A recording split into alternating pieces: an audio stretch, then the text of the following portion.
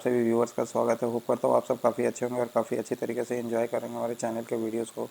तो जो भी हमारे न्यू यूज़र्स हैं उनसे रिक्वेस्ट होगी कि जाएँ हमारे इस चैनल पे टेक्नोस्पार्क पे और देखें चैनल के सारे वीडियोस काफ़ी इंपॉर्टेंट है। ठीक है। तो बेसिकली जो हमने लास्ट की जो एपिसोड देखी थी उसमें देखा था किस तरीके से हमने जो हमारी डेक्स की सिनेरियो बेस्ड एपिसोड थी उसमें हमने देखा था अपने लास्ट एपिसोड में हमने CSV files multiple CSV files को कंसोलिडेट किया था पावर क्वेरी के थ्रू। और आज की जो ये एपिसोड है ये एपिसोड नंबर 28 है, जहाँ पे हम देखेंगे किस तरीके से हम डिफ़ॉल्ट स्लाइसर्स को यूज़ करते हैं for filtering a data inside power BI। ठीक है। तो बेसिकली जो स्लाइसर होती है वो जब भी आप स्लाइसर को क्लियर कर दो यानी कि उसके किसी भी वैल्यूज़ को आप सेलेक्ट नहीं करो तो वो डिफ़ॉल्ट वो टोटल वैल्यूज़ लेता है। तो हमें वो टोटल वैल्यूज़ नहीं चाहिए, हमें चाहिए एक डिफ़ॉल्ट जो उसकी वैल्यू सेलेक्टेड रहे वो एक पर्टिकुलर प्रोडक्ट के बेसिस पे सेलेक्टेड रहे। तो उसको हम किस तरीके से करेंगे तो उसको जानेंगे आज के इस एपिसोड में। ठीक है। तो चलते हैं हम अपने पावर BI पे। यहाँ पे मेरे पास एक प्रोडक्ट की टेबल पड़ी हुई है और अगर मैं इस प्रोडक्ट के टेबल को देखूँ तो यहाँ पे कैटेगरीज है, इसकी सब कैटेगरी सेल्स और क्वांटिटी। ठीक है। अगर मैं अब आज के इस एपिसोड में मैं इसको फ़िल्टर आउट करूँगा इसके कैटेगरीज के बेसिस पे। तो बेसिकली हमारे पास 3 टाइप्स की कैटेगरीज है यहाँ पे, फर्नीचर, ऑफिस सप्लाइज और टेक्नोलॉजी। ठीक है। तो अगर स्लाइसर अगर मैं यूज़ करता हूँ इन तीनों कैटेगरीज के वैल्यूज़ को यानी कि सेल्स के वैल्यूज़ को कैलकुलेट करने के लिए, तो डिफ़ॉल्ट जो होनी चाहिए वो हमारी क्या होनी चाहिए, फर्नीचर के लिए होनी चाहिए जो कि उसकी टोटल सेल्स है, ना कि ये टोटल तीनों कैटेगरीज की टोटल सेल्स। ठीक है। तो उसको हम किस तरीके से करेंगे तो देखते हैं उसको किस तरीके से वो कर सकते हैं। तो इसके लिए हम क्या करेंगे, सबसे पहले टोटल सेल्स को निकालेंगे। तो यहाँ पे राइट क्लिक करता हूँ मैं अपने प्रोडक्ट डिटेल्स वाले टेबल पे और यहाँ पे कर लेते हैं एक न्यू मेजर। ठीक है। ये एक नया मेजर हम क्रिएट करते हैं।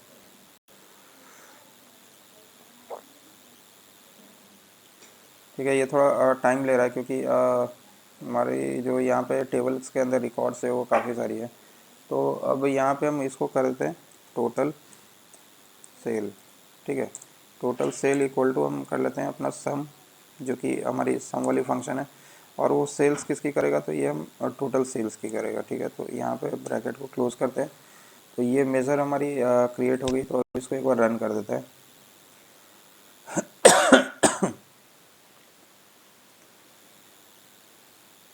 ठीक है। तो ये मेज़र एक बार रन हो जाए तो फिर मैं सबसे पहले इसकी टोटल सेल्स देखते हैं, सारे कैटेगरीज की कितनी टोटल सेल्स आ रही है। एक्चुअली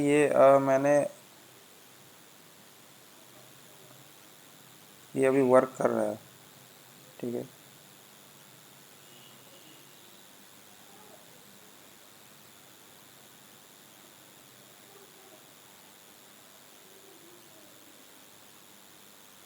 एक बार कैलकुलेट हो जाए तो फिर हम इसको एज अ रिपोर्ट व्यू पे देखेंगे कि हमारी सारी कैटेगरीज की कितनी टोटल सेल्स निकल करके आ रही है। ठीक है। तो अब ये रन हो चुका है, हम चलते हैं अपने रिपोर्ट व्यू पे। और अगर हम टोटल सेल्स की को देखें यहाँ पे, ठीक है, इसको एज अ कार्ड यहाँ पे ले तो हमारी जो टोटल सेल्स आ रही है 2 मिलियंस की आ रही है। ठीक है। जिसमें हमारी सारी प्रोडक्ट्स आ जाती है। अब यहाँ पे अगर मैं स्लाइसर को यूज़ करूँ, ठीक है, मैं एक स्लाइसर ले लेता हूँ इसके लिए। ठीक है। और यहाँ पे मैं कैटेगरीज को इधर डाल देता हूँ। ठीक है। तो अगर मैं फर्नीचर को देखूँ तो फर्नीचर की सेल्स जो है 639,000 इतनी सेल्स आ रही है। ठीक है। इसी तरीके से ऑफिस सप्लाइज़ की 824,000 है और 886,000 इसकी टेक्नोलॉजी की है। बट हमारी जो डिफ़ॉल्ट होनी चाहिए, जैसे मान लो कि यहाँ से मैं इसको क्लियर कर दूँ तो अभी तो ये टोटल दिखा रही है, ये टोटल मुझे नहीं चाहिए। डिफ़ॉल्ट में हमें क्या चाहिए, ये फर्नीचर वाली चाहिए। ठीक है। जब वो अनसेलेक्टेड रहे तो हमें ये फर्नीचर की वैल्यू दिखाए। तो अब इसको कैसे करेंगे, तो टोटल सेल्स के लिए तो मैंने एक मेज़र बना लिया। अब इसको करते हैं हम किस तरीके से करेंगे, यानी कि इसको डिफ़ॉल्ट किस तरीके से स्लाइसर हमारी सेट रहेगी। ठीक है। तो उसके लिए क्या करेंगे, यहाँ पे राइट क्लिक करते हैं और यहाँ पे कर देते हैं न्यू मेज़र। ठीक है। तो इसके लिए एक नया मेज़र बनाते हैं। ठीक है। अब यहाँ पे कर देते हैं स्लाइसर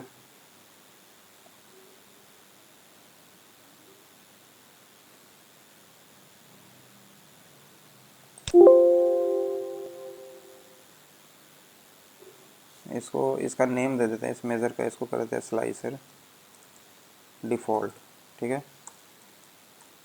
सेल्स इक्वल टू। अब यहाँ पे ऑल्ट और इंटर करते हैं, नेक्स्ट लाइन पे जाते हैं। यहाँ पे हमें सबसे पहले एक वेरिएबल डिफाइन करना पड़ेगा, ठीक है। तो वेरिएबल हम कर लेते हैं ए इक्वल टू। अब यहाँ पे वेरिएबल इसलिए मैं डिफाइन कर रहा हूँ कि सबसे पहले मुझे सेलेक्टेड वैल्यूज़ जो भी है उसकी वैल्यू मुझे एक वेरिएबल के अंदर स्टोर करनी पड़ेगी, ठीक है। तो अब यहाँ पे एक फंक्शन होता है सेलेक्टेड वैल्यू, ठीक है। सेलेक्टेड वैल्यू हमने यहाँ से ले लिया फंक्शन। अब जैसे ही सेलेक्टेड वैल्यू लेते हैं तो आप देख सकते हो इसकी जो एक्सप्रेशन है वो क्या है, सबसे पहले कॉलम नेम मांग रहा है, यानी कि किस कॉलम के बेसिस पे आपको फ़िल्टर लगानी है, और नेक्स्ट में आपकी डिफ़ॉल्ट वैल्यू क्या होनी चाहिए। अगर सपोज दैट कि वो आपने किसी भी वैल्यू को सेलेक्ट नहीं किया तो डिफ़ॉल्ट वो कौन सी वैल्यू को सेलेक्ट करेगा, तो इसी के लिए हमने सेलेक्टेड वैल्यू को यूज़ किया। तो कॉलम नेम हमारी कौन सी हो जाएगी, तो कॉलम नेम हो जाएगी हमारी प्रोडक्ट कैटेगरी, ठीक है। यहाँ पे कॉमा लगाते हैं और यहाँ पे इसकी डिफ़ॉल्ट वैल्यू कौन सी लेगा, तो प्रोडक्ट कैटेगरी में जैसे हमारे पास ये फर्नीचर है, ऑफिस सप्लाइज और टेक्नोलॉजी है, तो मैं चाहता हूँ डिफ़ॉल्ट हमारी फर्नीचर हो, तो यहाँ पे हम कर देंगे फर्नीचर, ठीक है। यहाँ पे कॉलन को क्लोज़ किया और यहाँ पे इस ब्रैकेट को क्लोज़ कर दिया, ठीक है। एक वैल्यू ले ली जहाँ पे हमें यहाँ से इस वेरिएबल में हमें वो सेलेक्टेड वैल्यू दिख जाएगी, ठीक है। अब नेक्स्ट वाला लेते हैं, एक वेरिएबल और ले लेते हैं हम जहाँ पे वो कैलकुलेट करेगा उस सेलेक्टेड वैल्यूज़ के टोटल सेल्स को। तो यहाँ पे कर लेते हैं वेरिएबल बी इक्वल टू, यहाँ पे करते हैं कैलकुलेट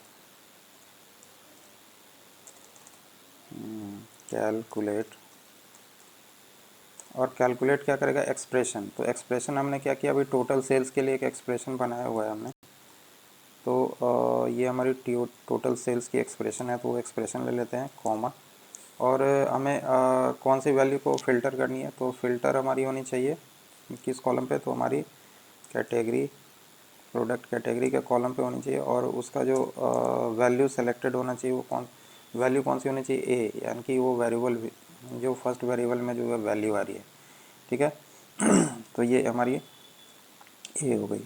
अब ऑल्ट इंटर करते हैं। अब ये जब भी हम वेरिएबल लेते हैं तो हमें वेरिएबल को रिटर्न करना पड़ता है, यानी कि वो एक वैल्यू रिटर्न करेगा। तो हमारी रिटर्न टाइप क्या हो जाएगी, रिटर्न जो होगी हमारी हो जाएगी बी।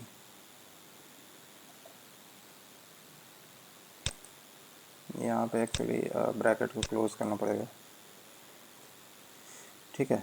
और ये हो गई हमारी रिटर्न बी, यानी कि बी रिटर्न करेगा, यानी कि जो भी वैल्यू होगी हमारी जो वेरिएबल बी के अंदर जो स्टोर होकर वैल्यू आएगी वही वैल्यू हमें रिटर्न चाहिए। अब इसको एक बार हम एग्जीक्यूट करते हैं इस वाले एक्सप्रेशन को, ठीक है। उसके बाद फिर हम क्रॉस चेक करते हैं,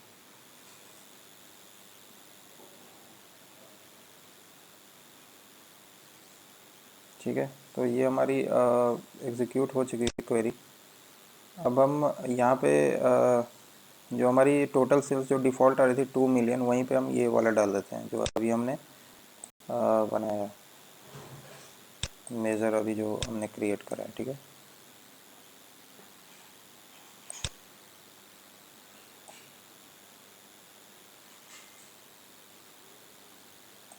या तो इसके लिए मैं एक नया मेज़र ही ले लेता हूँ यहाँ,